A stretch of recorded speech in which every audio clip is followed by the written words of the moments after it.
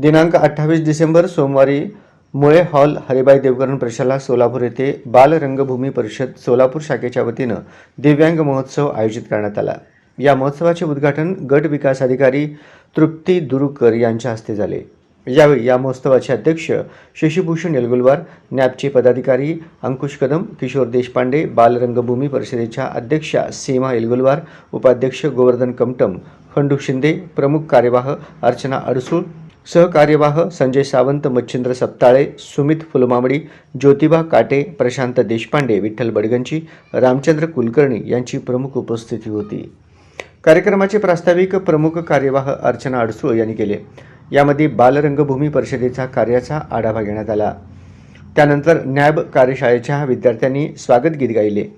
कार्यक्रमाचे प्रमुख पाहुणे गट विकास अधिकारी यांनी बाल रंगभूमीच्या कार्याबद्दल कौतुक केले। दिव्यांग मुलांचा कार्यक्रम पाहून त्या भारावून गेल्या। त्यांच्याशी हितगुज साधत दिव्यांग संघासोबत फोटोही काढले।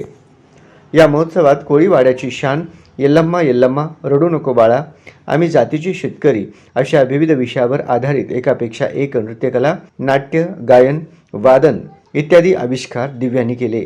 या कार्यक्रमाचे सूत्रसंचालन असलम मुलाणी यांनी तर आभार प्रदर्शन संजय सावंत यांनी केले।